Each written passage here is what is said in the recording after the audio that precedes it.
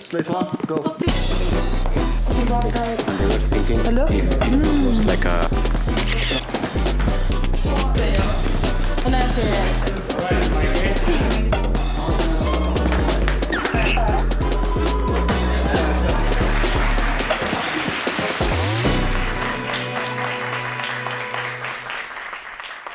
Hello and welcome to Future Futures talk show Through the Lens, episode number 1, Battle of the Narrative.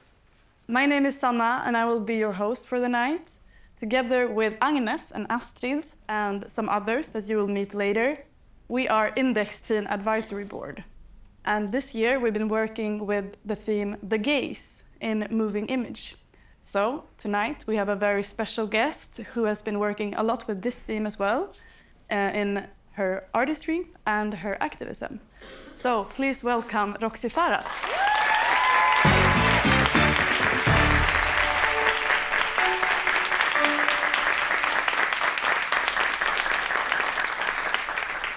Welcome. Thank you. Thank you. So I'm so glad to have you. Very glad to be here. Would you like to give us a short introduction about your artistry and yourself? Sure. I'm an artist. I'm also active as an environmental activist or climate activist. My artwork revolves around political themes, very much about how capitalism has taken over our world, but also issues around the body, feminism, otherness, race, things like that. And also, I would say some elements of humor. Yeah, as you've mentioned, you call yourself both an activist and an artist, and we think that's very interesting. So if you could only give yourself one of these titles, which would it be? And do you believe that you can be both an activist and an artist at the same time? Do these roles correlate in any way? I think that's a very difficult question, actually, that I'm struggling with personally. Like, I'm at a crossroads right now where I wonder, can art do what activism can do? And like, can art do what we need to be doing in society? Like facing a climate catastrophe. What role does art play in a world facing a climate catastrophe? It's very clear to me what role activism plays, but at this point in time, I don't know what role art plays. So I struggle with that because I've been an artist. I've been working as an artist for, 15 years maybe. And so it's been very much a part of my identity. And now I wonder, like, is this the most useful use of my time? I don't know. So maybe if I could only choose one label, I don't know, maybe I would like to be an activist more so than an artist. Men jag skulle fråga om han säger tack. Jag vet inte. Filma lite på kameramannen. Jag gjorde det. Perfekt. Men Och han kommer komma upp alltså när vi kör på riktigt. ja. Så då ser vi till att du... Men jag tänker bara så att jag inte är med liksom i... Nej, precis. Vi ska... Yes, and to relate to the title, The Battle of the Narrative, could you give us, describe how you work with the gaze in your art practice? Yeah, that's a very interesting question, actually, because I don't think I've worded it like that before, like the gaze. So actually putting it in words is a little bit tricky, but I think I definitely work with like embodying the gaze, so like the male gaze on the female, for instance, like embodying that gaze and then twisting it, make it look as absurd as it actually is. So in my works more related to capitalism and like commercial imagery, then I work with the gaze that capitalism has on us as consumers, where I think we're off, like in commercials, for instance, we are addressed as like being idiots, more or less. Like whenever a product is like trying to be sold on you, you're being like spoken to as like a very kind of stupid person. You know, like, of course, I don't believe that this product is going to change my life, but somehow I'm still addressed as if it will change my life. So I've tried to like make that gaze be present, or like show that gaze in my work and the absurdity of that gaze. Yeah, that's interesting. I feel like I could see that a lot in your film, The Society of the Spectacle. That was very present, almost like a sci-fi kind of thing where you like exaggerate those traits that are typically feminine or masculine. Nice. Yes. Yeah. And cheers to that. But in that, would you like to describe the film shortly for the people who haven't watched it? Yeah, so I've made a film together with a documentary filmmaker, Hugo Olsson. And the film is called The Society of the Spectacle, and it's based on a book from 1967 by this French guy, Guy Debord, who was totally crazy, but also a genius. And the book describes, in 1967, how capitalism has taken over everything, and how instead of trying to like live our lives, we try to embody images and products that we see presented to us through capitalism. And so we made the book into a film to try to, I guess, somehow try to make us see how trapped we are in this capitalist hellhole.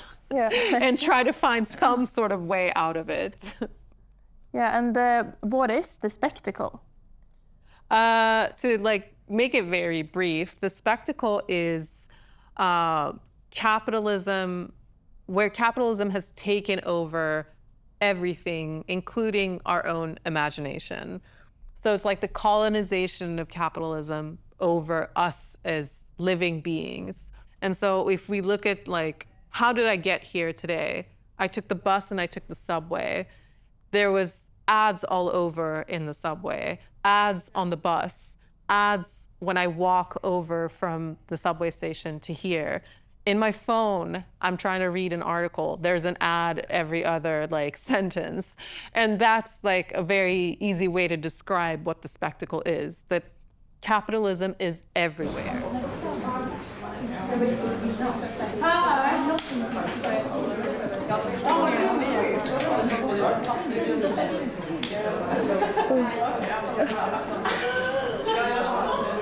How do you think the spectacle influence personal and collective identities? I think the spectacle makes it really hard to have collective identities, because it's one thing that capitalism and neoliberalism has done very well is to like smash the collective. We're all individuals. Even if we try to be a collective, like we're still just like individuals trying to be part of some in-group. We're not really like, we don't have the collectives that we used to with like unions or like, you know, different types of civil society organizations. Like that doesn't exist in the same way. And so now it's like, it's all about like, what do you want to become as an individual? Who do you want to be? What do you aspire to? And I think that is very much what the spectacle has done to us, is that we don't imagine the collective as something that is desirable, that is possible, that can give us anything. We only think about like, where can I get as an individual? And I think that makes us very powerless. Thank you so much for coming here. It was really interesting hearing your thoughts. Yeah, thank you so much. Thank you so much. It was wonderful.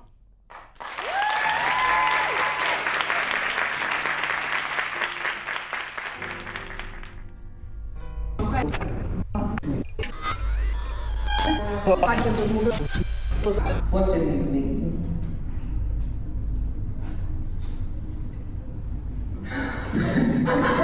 Apparently not. Släkt 1, tagning 2.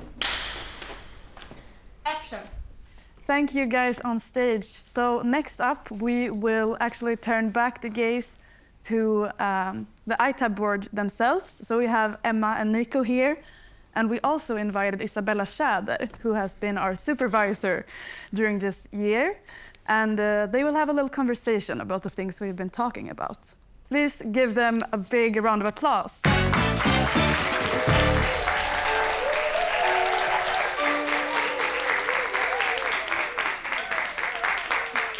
So, Nico and Emma, like Sanna was mentioning earlier, we've been talking a lot about film and moving image this year.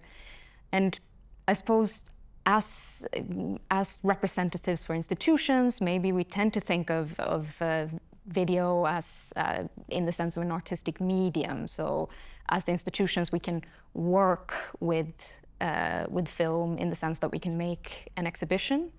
But I think some of the discussions that we've had that are more about how our visitors can use cameras in their sort of encounter with the art is just as interesting, if not more so. So I wanted to ask you, how do you use a camera or cameras when you visit exhibitions? I'll answer first. I try to stay as present as possible. I'm from a generation where we grew up with smartphones, so I think it's very common for us to be told that we shouldn't document stuff and that it's kind of blasphemous in a sense to take up your phone camera because it takes you out of the moment. But recently, I've started to think that when you're at an exhibition and you take a photo that is in a way engaging with the medium that you can't otherwise, you're transforming the work from one place to another by using your own perspective with the camera. So recently, I've actually started to take a lot more photos, play with the dimensions when I'm in an exhibition hall. I think I come from that, like a kind of a different angle, because for me, I find that it's been like very kind of routinized to like capture pictures at an exhibition, or just in general when I see something that I find intriguing. So that's something that I like to do, and I find it just being kind of a habit. So I think I do like to stay present, as you said, as well, because I think it's important to both perceive the art that you're seeing and be in the moment, but also I like to kind of preserve the moment for myself. And what you said about perception and how it's individual, and that camera can be a way to capture your own eyes kind of in your own lens. Yeah. And now we've been talking about maybe gallery spaces or museums, but if we were to exit those places and think of other spaces where you would like to or could imagine encountering video work, where would you like to see it? I think that we should work better with just meeting people where they are and maybe questioning where they are. So I think specifically what I'm thinking about is schools, to start early, to introduce them to different mediums, and that art and moving images go hand in hand, and also to like question what we mean with like art films. I think I like what you said about meeting people where they are, because that's something that I feel very strongly about, like art in general and not just video art. I really like metro art, or like art in the metro, or like public spaces where people don't, I mean, you have to pay to be in the metro, but you don't have to pay as much as you do to be in an art exhibition, typically. And I really like metro art because it meets like regular people where they are in their everyday. And I also like the disruption of seeing something where you're probably not in a mood where you want to see it. In some ways that could also hinder the art, but I think if you have art that is like captivating enough, I think that it could also like enhance it in a way, and that it puts people in a situation in their everyday life that they probably did not expect to be in, that might like change that outlook on like their day that day.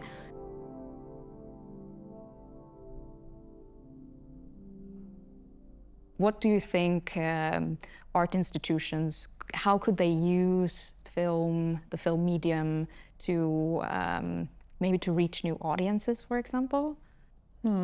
Good question. I think that, as I mentioned before, it's a very structured narrative, and I think that actually looking what is trending nowadays, I think, for example, Roxy earlier, the artist in her movie, The Society of the Spectacle, she uses a lot of these very common narratives and very common pictures and moving images from YouTube, family vloggers, very contemporary, very lowbrow art, if you could use that word. And I think that using that and transforming it to mean something else is a way of meeting people to be oh, it's not that different from what you're used to. This is just this is the same thing, it's just a different thing, in a sense.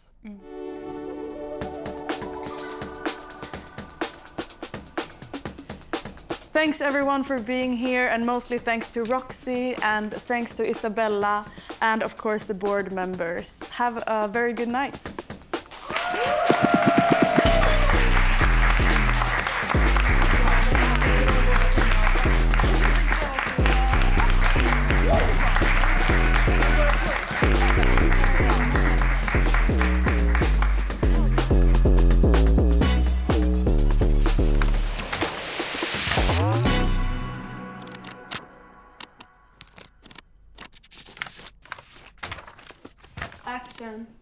Slate 1, take 3.